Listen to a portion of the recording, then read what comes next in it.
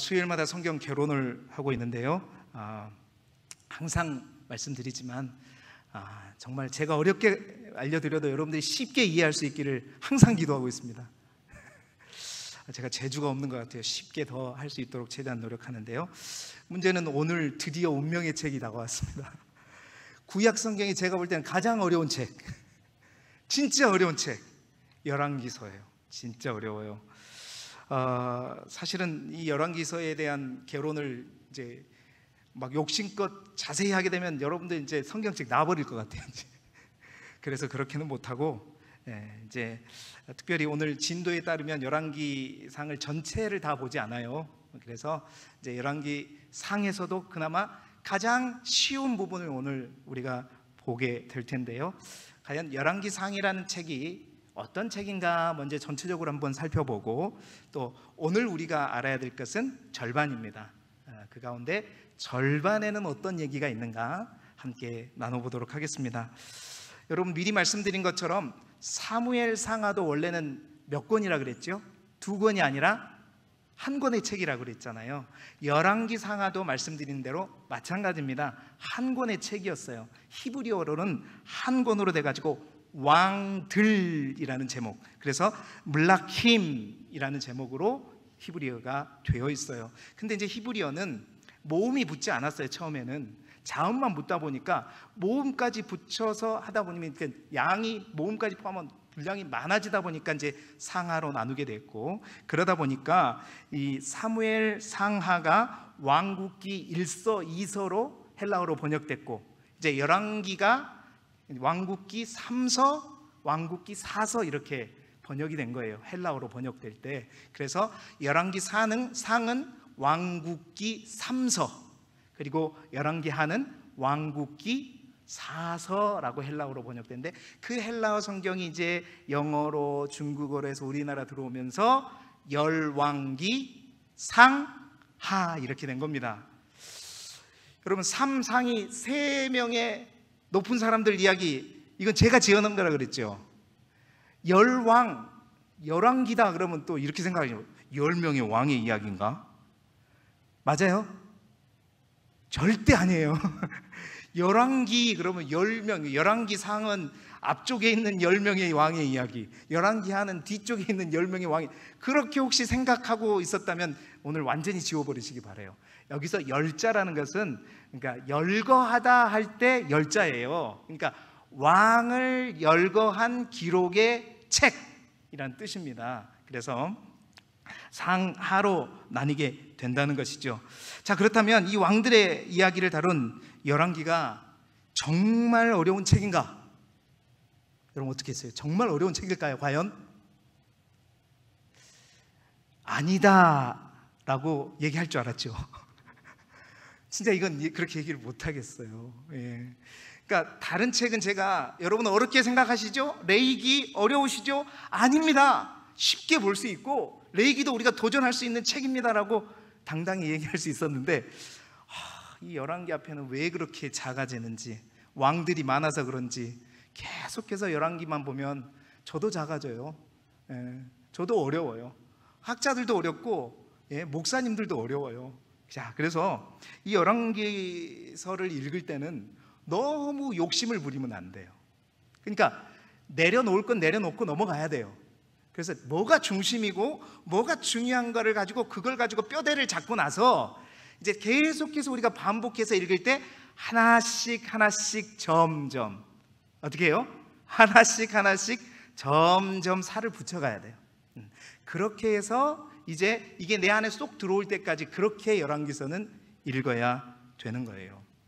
자, 그 열왕기서가, 열왕기서 중에 특별히 이 열왕기상이 어떤 책이기 때문에 쉽지 않은 책이가, 그러니까 열왕기하를 가면 더 어려워요. 근데 열왕기상도 만만치 않은데, 열왕기상이란 책이 어떤 책이기 때문에 그런가 몇 가지로 제가 말씀드려 볼게요. 그나마 이것을 알고 보면 그래도 방향을 잡을 수가 있어요. 첫 번째는, 열왕기는 어떤 책이냐? 말씀드리는 것처럼 왕들의 책입니다. 그러니까 열왕기에 보면 이제 사무엘서에는 이제 사사 시대에서 무슨 시대로? 왕정 시대로 넘어가면서 첫 번째 왕 사울이 나오고 두 번째 왕 다윗이 왔잖아요. 그래서 사무엘 하는 오로지 누구 이야기였어요? 다윗 왕의 이야기였습니다. 그러나 열왕기 상에 오면 다윗 왕 이후에 어떤 왕? 솔로몬 왕 이야기가 나오고, 그 다음에 솔로몬 왕의 이야기가 끝나면 이게 이제 복잡해지게 돼요.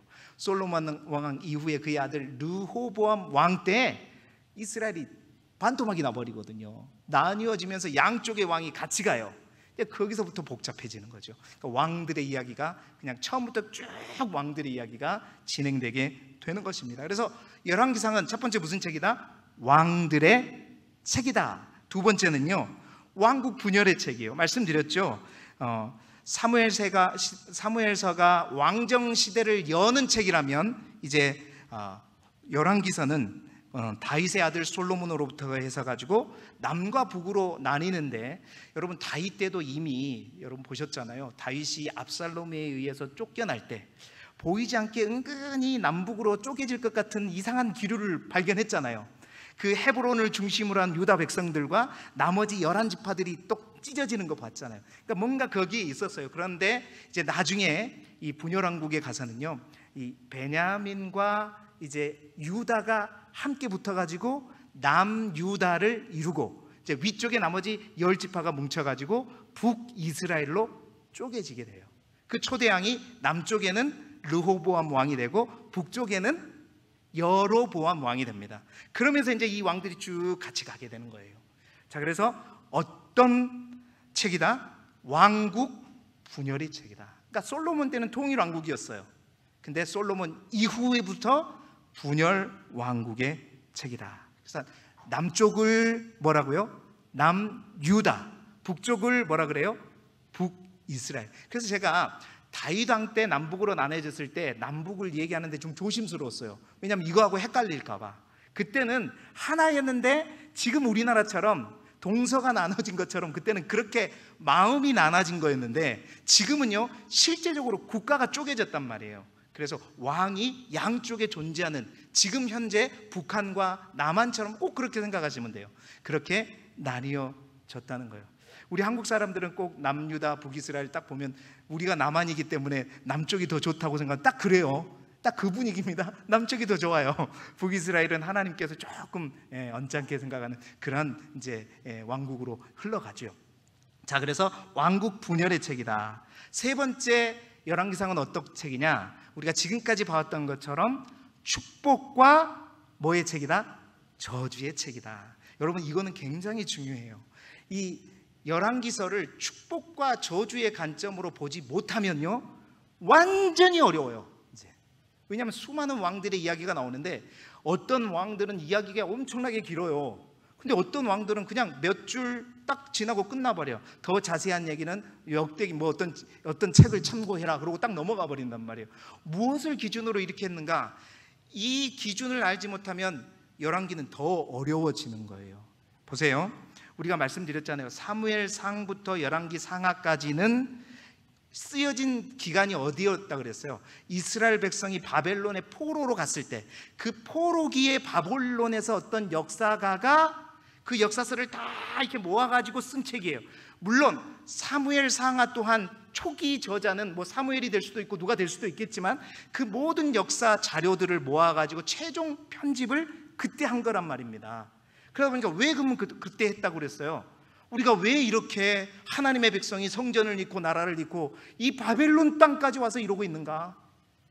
과연 왜 그랬는가? 역사를 아는 역사가가 이스라엘 역사를 쭉 한번 기록하고 딱 정리를 해보니까, 우리가 하나님 앞에 불순종했었구나. 우리가 하나님 앞에 순종했을 때는 이렇게 잘 살았는데 불순종해가지고 뭔가 삐걱하더니 이 나라의 민족이 이렇게 갈라지고 결국 아수리에 망하고 바벨론에 망해서 우리가 여기까지 왔구나.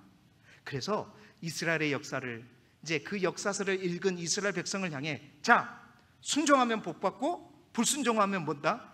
저주를 받는다는 그 관점으로 역사를 기술한 게 신명기 역사서라고 제가 말씀드렸고, 그게 화복사관이라고 그랬죠. 열왕기 상하 또한 화복사관이에요. 그 관점으로 해가지고, 자, 열왕기 상하는요, 그러니까 두 가지. 참 이 왕은 별 볼 일 없어. 축복이라고 말하기도 뭐하고 저주라고 말하기도 뭐한 왕들은 그냥 한두 줄 얘기하고 끝 넘어가 버려요. 근데 이 왕은 진짜 여러 왕들 중에서도 순종해서 복받는 왕이구나. 그러면 이 왕이 북이스라엘 왕이 됐든 남유다의 왕이 됐든 길게 기술해요. 왜? 거기에서 뭔가 깨닫게 하려고. 그러나 또한 뿐만 아니에요. 그러니까 불순종해서 저주받은 왕이야. 이 왕은 진짜 나쁜 왕이고 정말 이런 왕같이 우리가 살면 안 돼요. 그럼 그런 왕의 이야기도 짧게 기록한다, 길게 기록한다? 길게 기록하는 거예요. 그래서 여러분, 짧게 기록된 수많은 왕들 그것까지 막 신경 쓰고 그거를 애올라 그러고 막 익힐라 그러고, 아니요, 포기해버려. 그냥 넘어가 버려요. 중요한 거 아니에요. 그러면 중요한 왕, 열왕기상에서 중점적으로 언급하고 있는 왕이 딱 3명이에요. 그 3명의 왕에 대한 기록만 쫙 하면 22장 중에 20장은 섭렵이 돼요. 그 3왕이 누구냐? 솔로몬, 2번째 여로보암, 3번째 아합. 이 3왕이 열왕기상의 왕의 중심이에요. 그 사람들이 뭐 잘했다는 얘기가 아니에요. 잘한 왕도 있고 못한 왕도 있고 잘했다가 못한 왕도 있고 그래요. 그러니까 이 3왕을 중심으로만 딱 잡으면 22장 중에 20장은 오케이. 나머지 2장에 걸쳐서 많은 왕들이 언급되는데 아니 나 몰라, 그냥 넘어가요. 그렇게 하시면 돼요. 그러면 열왕기상도 그다지 어렵지 않다는 거죠. 4번째, 또한 어떤 책이냐? 엘리야의 책입니다. 자, 왕국이 분열되면서 이스라엘 백성들이 하나님의 뜻대로 점점 멀어가는 거예요. 그래서 하나님이 어떻게 해요? 왕들에게 너희가, 그러니까 어떤 것을 할지라도 하나님의 말씀만큼은 항상 왕의 법에서 3금 1행법, 병마를 많이 두지 말고 여자를 가까이 하지 말고 금은을 많이 가까이 하지 말고 오로지 뭐를 하라? 주의 말씀을 항상 곁에 두고 묵상하라. 이 말씀을 주셨는데 그 말씀을 옆에 안 두니까 하나님의 뜻을 몰라요. 그러니까 점점 하나님의 뜻과 멀어져 가죠. 그래서 하나님이 누구를 보내셔요? 그들에게 선지자를 보냅니다. 그러니까 이 왕들이 말을 안 듣니까, 못 알아먹으니까 하나님의 뜻을 전해드릴 수 있는 예언자와 선지자를 보내요. 그 열왕기상에 처음 그 선지자가 등장합니다. 큰 선지자죠. 아까 누구 왕 때? 북이스라엘의 아합 왕 때. 그 선지자의 이름이, 그 이름도 유명한 엘리야. 열왕기상은 이 아합 왕을 길게 설명하면서 그 아합 왕에게 끊임없이 뭔가를 얘기하는 엘리야의 이야기가 함께 들어가 있는지. 그러니까 엘리야의 책이 열왕기상이라는 거죠. 포인트를 아시겠죠? 마지막 4번째로, 자, 그러니까 이제 그 열왕기서가 왜 어렵냐면 역사 그 자체도 어려워요. 왕들이 많아져서 어려워요. 근데 거기에 또 누구에게? 선지자들까지 끼어들어요. 열왕기상에는 엘리야만 끼어들지만 열왕기하에 가면 이제 여기저기서 확 막 선지자들이 끼어들거든요. 그러니까 이제 복잡해지는 거예요. 어려워지는 거예요. 그때 가면 이제 우리가 내려놓고 합시다. 오늘은 그래도 할만하죠. 마지막 5번째로 열왕기상의 핵심이 뭐냐? 성전 건축의 책이라는 거예요. 여러분, 열왕기상의 이 책의 특징, 성전 건축의 책이라는 거 굉장히 중요합니다. 다윗 때 다윗이 하나님의 성전을 건축하려고 했잖아요.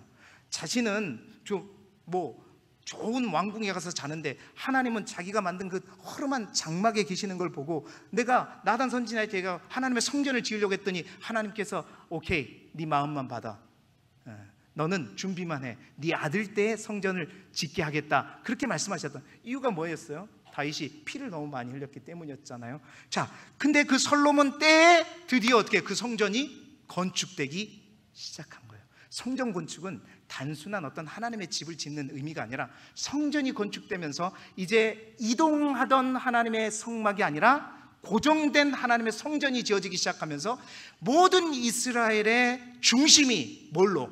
성전을 중심으로 행해져 가기 시작합니다.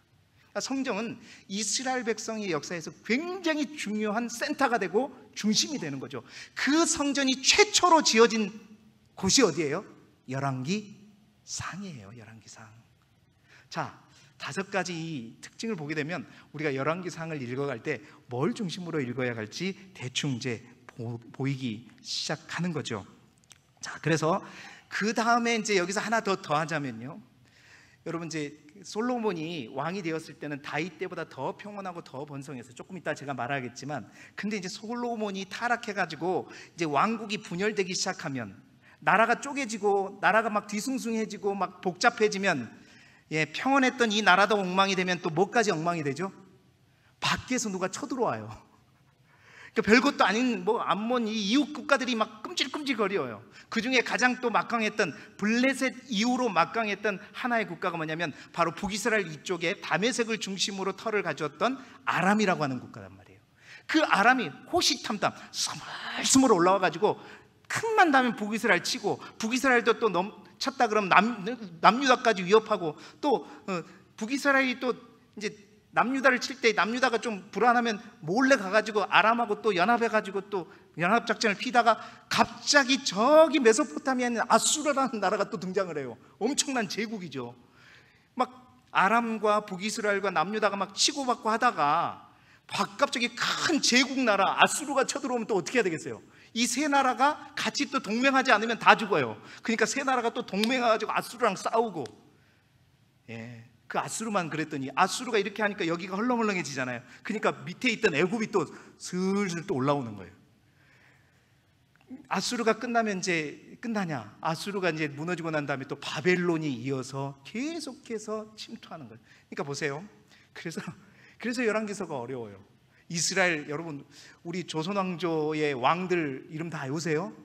사실 우리나라 왕들, 조선 왕조 500년의 왕들, 이시 가문의 그 왕들조차도 우리가 잘 못 외우는데, 이 참 남유다 북이스라엘 백성의 왕들까지 외우는 것도 어렵지만, 그 이스라엘 역사도 어렵지만, 그곳에 남북으로 쪼개지고 뿐만 아니라 또 그곳에 선지자들까지 또 들어오고 또 이방 나라들까지 침략하고, 여러 가지 복잡한 게 얽히고 설키고 막 이래요. 거기서 더 말해드리고 싶지만 그것까지 말하면 여러분 시험 들까 봐서 그건 하지 않겠습니다. 그렇게 해서 이 열왕기서가 어려운 책이다. 그러나 이것이라도 우리가 알아야, 특히 열왕기상은 우리가 뭔가 이제 가닥을 쳐가면서 읽어갈 수 있다는 것입니다. 자, 그래도 참 다행인 것은 오늘 그 열왕기상을 다 전체를 다 보는 건 아니에요. 우리가 말씀 대행진을 역사순으로 읽는다 그랬잖아요. 역사순으로 읽을 때 솔로몬 왕 때까지 해서, 우리 시가서 알죠? 욥시, 잠전, 욥기, 시편, 잠언, 전도서, 아가, 이게 시가서인데, 이 시가서의 대부분이 누구 왕 때까지 쓰여지냐면 솔로몬 왕 때까지 쓰여진단 말이에요. 그래서 오늘 제가 여러분과 함께 나눌 내용들을 다 어디까지냐? 열왕기상의 책 중에서 솔로몬의 이야기가 나와 있는 곳까지 나누고, 그래서 그 다음에 이제 여러분 새벽에 이제 읽어가실 때 무슨 책으로 넘어가냐면 잠언으로 넘어갑니다. 솔로몬이 지은 잠언 있고 아가 있고 전도서 있고 욥기 있고 시편까지. 그러니까 한참 동안 열왕기 잊어버리고 이제 시가서 통해서 열심히 은혜 받다가 시편까지 싹 다 끝나면 다시 이제 열왕기 상으로 돌아올 거예요. 그 열왕기 상에 다시 돌아왔을 때 제가 다시 한번 언급을 하면서 이제 그때는 진짜 어려운 부분들을 함께 나누도록 할게요. 그럼 오늘은 어디까지냐? 이제 분열이 되기 전까지의 이야기. 결국 누구의 이야기요? 솔로몬의 이야기. 그 솔로몬의 이야기가 열왕기상에 어떻게 기록되어 있는가? 열왕기상은요 총 22장으로 되어 있습니다. 22장으로 되어 있어요. 근데 이 솔로몬의 이야기와 분열 왕국의 이야기를 딱 쪼갤 때 너무 감사해요. 성경이 왜 이렇게 의도적으로 그랬는지 참 모르겠어요. 딱 쪼개면 반으로 쪼개면 돼요. 22장의 반은 뭐예요? 아이고 정말로 22장의 반은 몇 장이라고 물어보는데 대답을 안 하시면 저는 어떻게 해야 되는 거죠? 22장의 절반은 11장입니다. 11장까지가 누구의 이야기다? 솔로몬의 이야기다. 그럼 12장부터 뭐예요? 이제 솔로몬 이후의 분열 왕국의 이야기란 말이에요. 그래서 11장까지 솔로몬의 이야기. 여러분 다윗 이야기를 다룬 사무엘 하가 총 몇 장이었죠? 내일 새벽에 우리가 23, 24장 마지막 보잖아요. 24장까지 가운데 다윗이 순종 다윗에서 불순종 다윗으로 바뀌는 장이 몇 장이었어요? 두 눈으로 봤어 봐. 두 눈으로 봤어 봐. 11장에서 딱 나눠져. 축복 다윗, 저주 다윗으로 나뉘어졌잖아요. 마찬가지입니다. 자, 11장에서 솔로몬의 이야기와 왕국의 분열의 이야기가 나뉘게 된단 말입니다. 자, 그래서 12장부터 이제 르호보암과 여로보암의 이야기로 나뉘어지고요. 이제 11장까지가 솔로몬의 왕국의 이야기인데, 여러분 다윗 이야기도 사무엘 하도 마찬가지였어요. 사무엘 하도 다윗의 이야기 속에서 축복 다윗과 저주 다윗으로 나눈 것처럼 솔로몬의 이야기가 1장부터 11장까지 되었는데, 그 솔로몬의 이야기도 무슨 솔로몬과 무슨 솔로몬으로 나뉘겠어요? 축복 솔로몬과 저주 솔로몬으로 나뉘어요. 그런데 그 분량은 엄청나게 달라요. 1장부터 10장까지가 축복 솔로몬, 그 다음에 11장 한 장이 뭐예요? 저주 솔로몬이란 말이에요. 자, 그래서 구조를 한번 보여주시죠. 잠깐만요. 구조를 보시게 되면 총 22장 가운데 딱 절반으로 쪼개서 11장까지가 솔로몬 통일왕국 이야기고, 12장부터 22장까지가 분열왕국 이야기인데, 이 분열왕국 이야기는 나중에 욥시 잠자나 다 하고 나서 그때 가서 보기로 하고 잊어버리고, 앞에 1장부터 11장까지 솔로몬 왕국의 이야기도 두 개로 나뉘어요. 축복과 저주로. 그럼 축복은 몇 장부터 몇 장까지요? 1장부터 10장까지. 저주는 11장이다라는 거예요.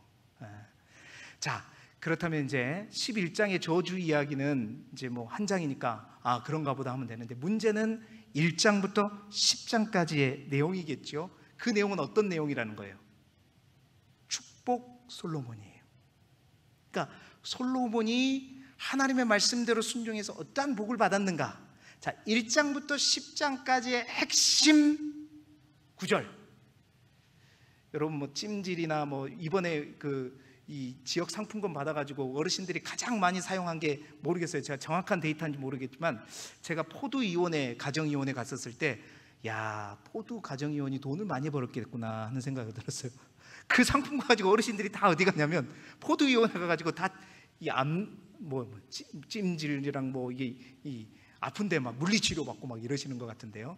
자, 어디를 주무르냐에 따라서 시원하냐 안 시원하냐가 결정되는 것처럼 이 1장부터 10장까지 핵심 부분이 있어요.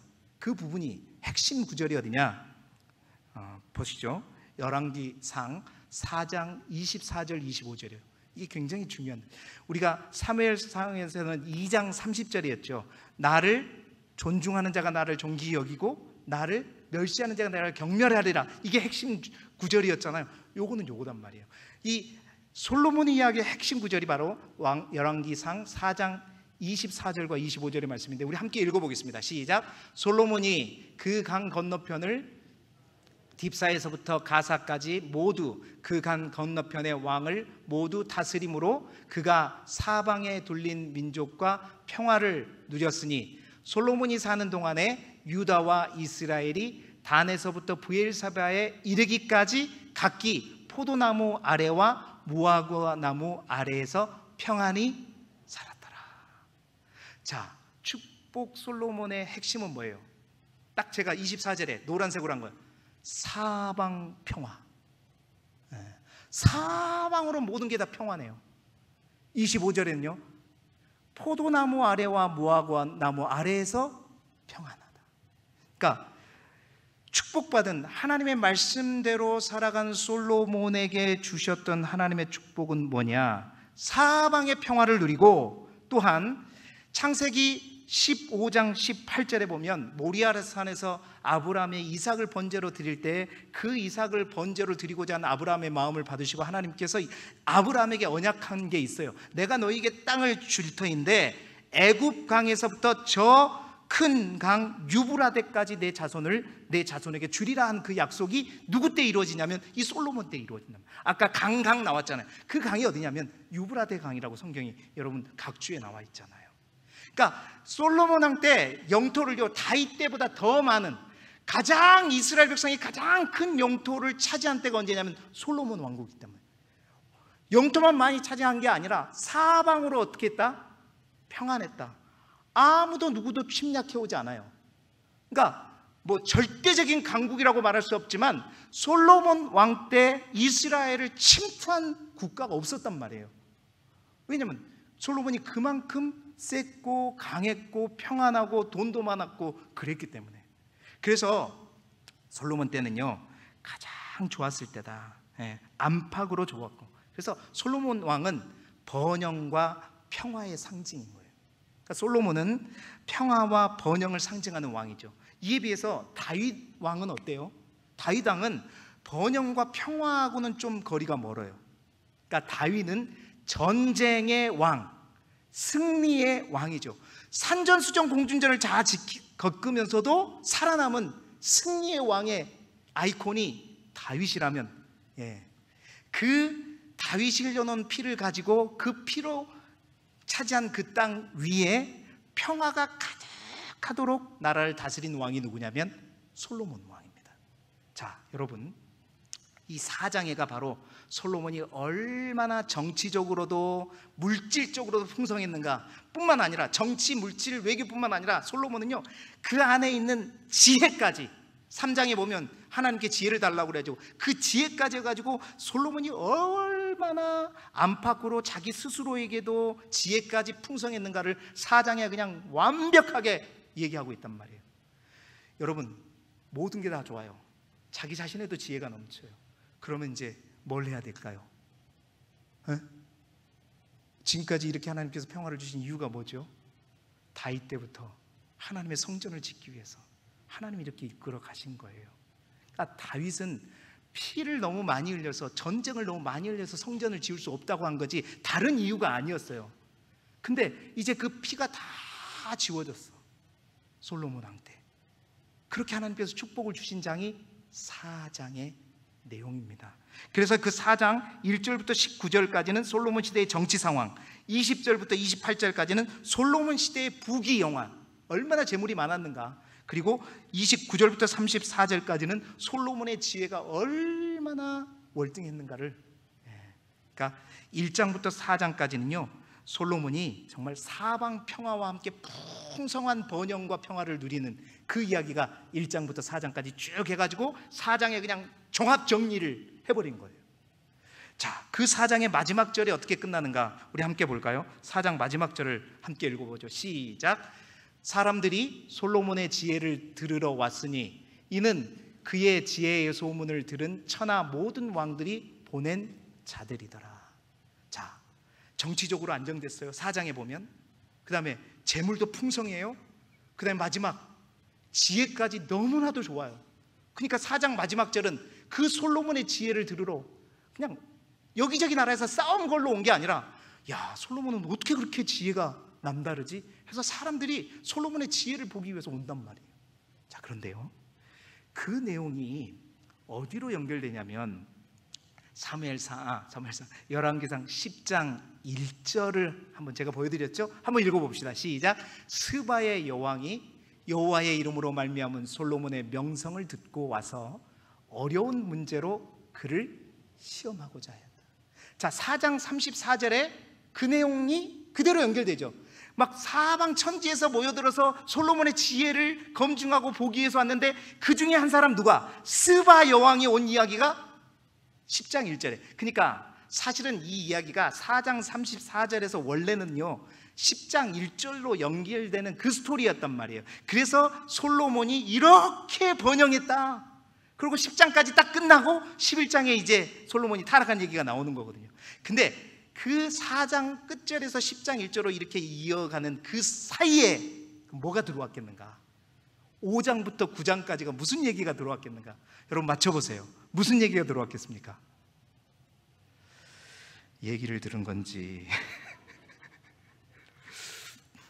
열변을 토했는데 지금 얘기 안 된 게 뭐가 있어요? 지금 솔로몬 얘기 중에서 1장부터 정말로 솔로몬이 이렇게 잘해가지고 4장에 막 완전히 평안하고 사방 평화가 되고 막 번영하고 막 했어요. 10장 5장부터 9장까지 뭐 해야 돼요? 성전 건축 이야기예요. 이거 5장부터 9장까지가 뭐냐면 솔로몬의 건축 이야기가 삽입된 거예요. 원래 4장 끝절에서 10장 1절로 연결돼서 딱 마무리가 돼야 되는데 그 사이에다가 건축 이야기, 성전도 건축하고 왕궁도 건축했던 이야기. 그래서 성전을 지을 때 7년 동안 짓고 왕궁을 13년 동안.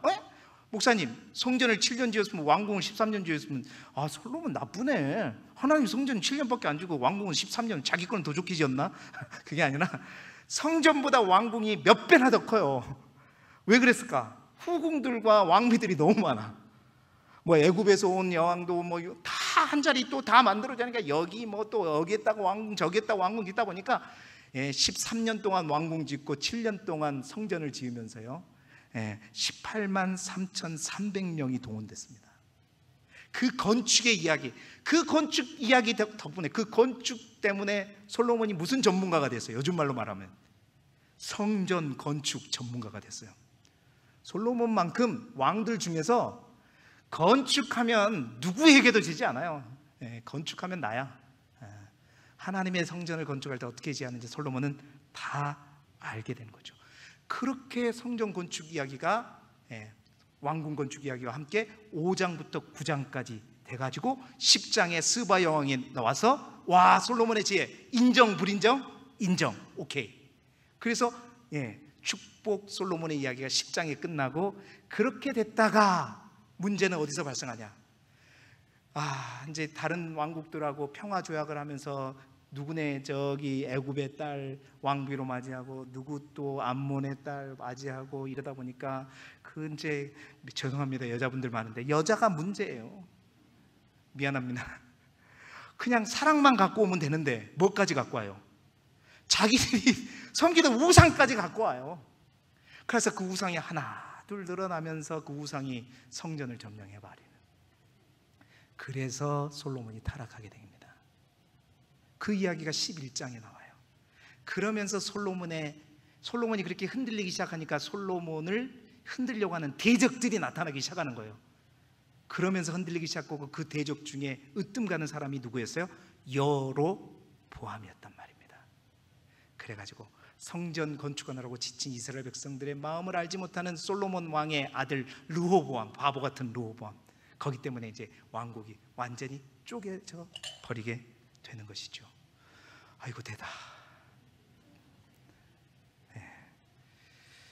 자, 그래서 1장부터 11장까지는 이런 내용으로 되어 있습니다. 자, 그래서 그 가운데 오늘 우리가 읽은 본문 얘기를 하고 마치죠. 그 가운데 솔로몬은 이제 하나님의 성전을 지어놓고 성전을 딱 지은 다음에 이스라엘 백성들 앞에 성전 봉헌사 8장 15절이에요. 한번 읽어봅시다. 시작. 왕이 이르되 이스라엘의 하나님 여호와를 송축할지로다.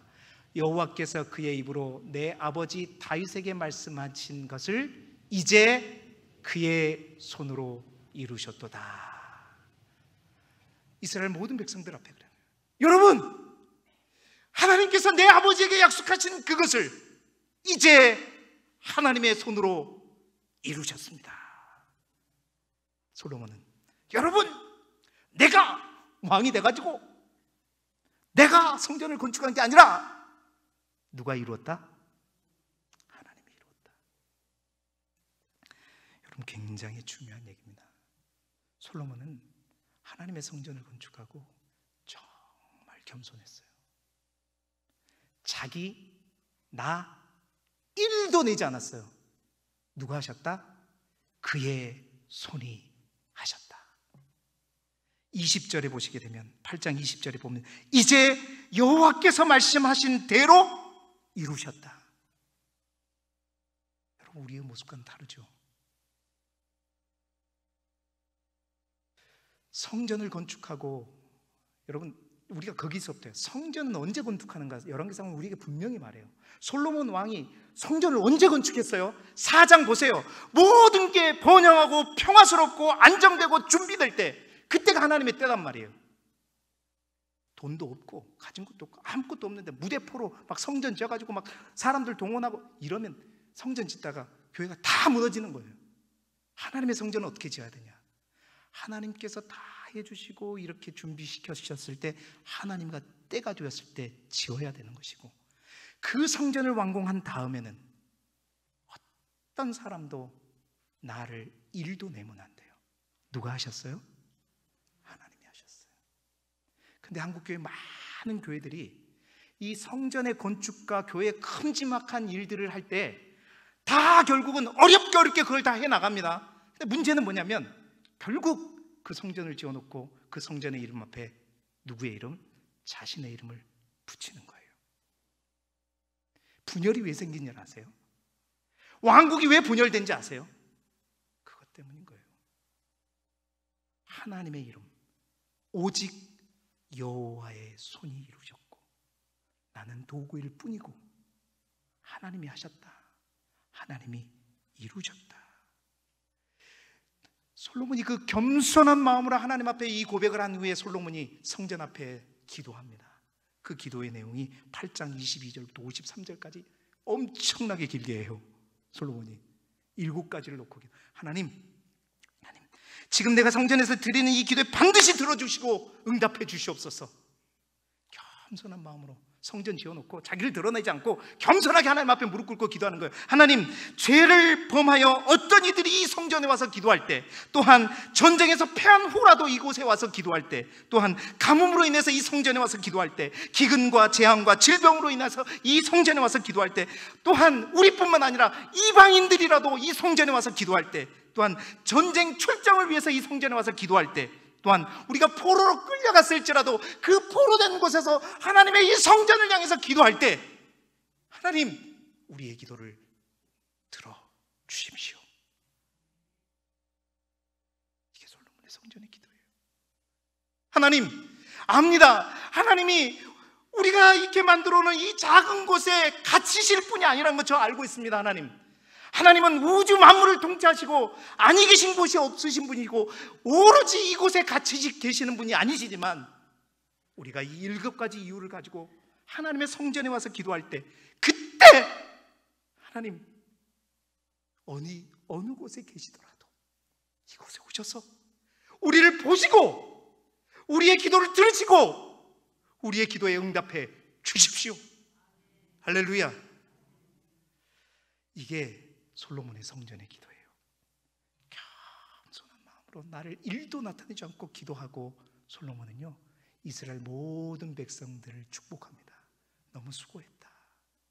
하나님 안에서 축복해주고 기다리고 있어요.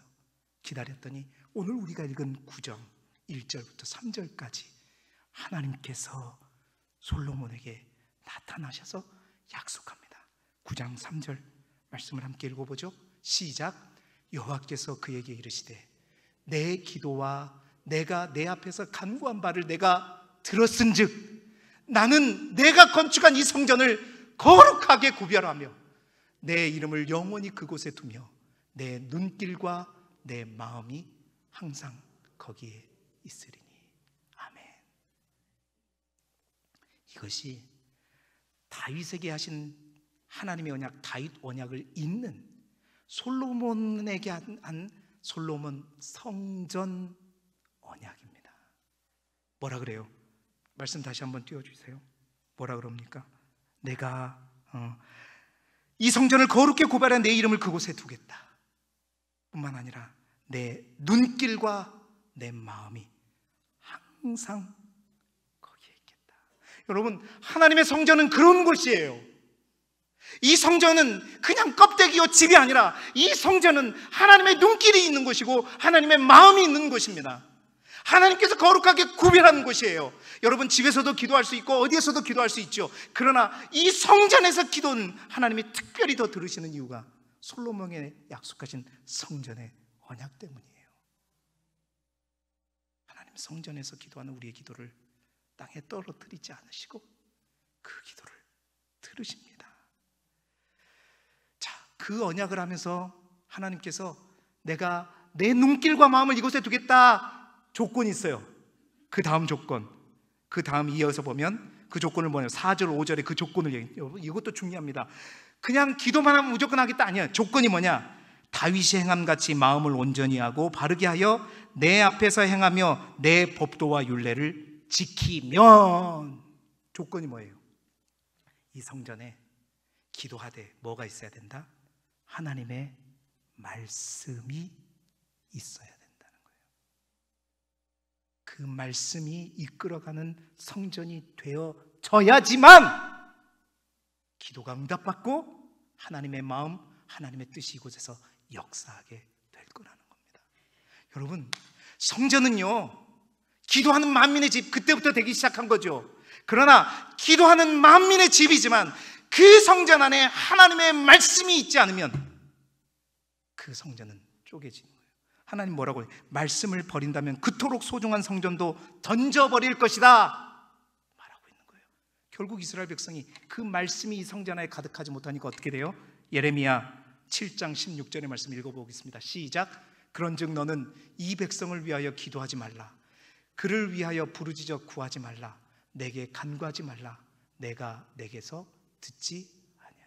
성전에 와서 아무리 기도해든지 내가 듣지 않겠다. 기도해봤자 안 듣겠다는 거예요. 왜? 말씀에 순종하는 삶이 안 되니까. 말씀을 떠나버리니까. 하나님이 주인 되지 않으니까. 부르짖는다? 들을 필요 없다. 안 듣는다. 여러분, 마무리하겠습니다. 솔로몬은 건축의 전문가예요. 아마 그 지혜로 하나님의 성전을 건축하면서 그가 내린 결론은 시편 127편 1절의 말씀입니다. 읽어보겠습니다. 시작. 여호와께서 집을 세우지 아니하시면 세우는 자의 수고가 헛되며 여호와께서 성을 지키지 아니하시면 파수꾼의 깨어 있음이 헛되도다. 아멘. 여러분, 성전의 주인이 누구냐? 이 예배당도 마찬가지고 우리 마음의 성전도 마찬가지입니다. 우리 마음의 성전이 하나님의 성전이라고 말하지만, 이곳이 하나님의 성전이라고 말하지만 하나님이 주인 되지 못하면, 하나님의 영광, 하나님의 법궤가 이 중심에 우리 왕으로 오지 아니하시면 기도 아니요, 듣지 않으십니다. 듣지 않으세요. 여러분, 주인이 누구인가? 역대 열왕기상, 사무엘상 마찬가지입니다. 왕이 누구인가? 우리의 왕이 누구인가? 오직 예수 그리스도요, 하나님이십니다. 그 하나님께서 세워주셔야 세워지는 것이고, 세웠다면 지키는 것은 누가 해요? 우리가 하는 게 아니라 하나님이 하시는 거예요. 방법은 철저하게 하나님 의지하고 기도하고, 이 성전을 기도와 말씀과 예배와 찬양으로 가득 채우고, 그렇게 될 때 성전이 성전답게 유지되는 거예요. 이 성전에 사람이 주인이 되고 어떤 세력이 주인이 되고 물질이 주인이 되게 되면 분열됩니다. 쪼개지는 거예요. 우리 길두교회가 또 여러분 한 사람 한 사람의 마음이 정말로 하나님이 주인 되시는 성전이 되기를 소망하고, 그래서 하나님이 날마다 주목하시고 또 바라보시고 들으시는 아름다운 하나님이 집이 될 수 있기를 그리스도 예수 이름으로 축복합니다. 기도드리겠습니다. 성전의 주인 되신 하나님, 아름다운 이 성전을 짓게 하셨으니 이 성전의 주인이 사람이 되지 않게 하시고, 주의 말씀과 기도와 예배와 찬양으로 하나님의 눈길과 마음이 항상 머무는 곳이 되게 하셔서 솔로몬이 성전에서 기도한 모든 기도대로 응답하는 우리 길두교회, 그리고 사랑하는 성도들 한 사람 한 사람의 마음의 성전이 되게 하여 주옵소서. 예수 그리스도 이름으로 기도드리옵나이다. 아멘.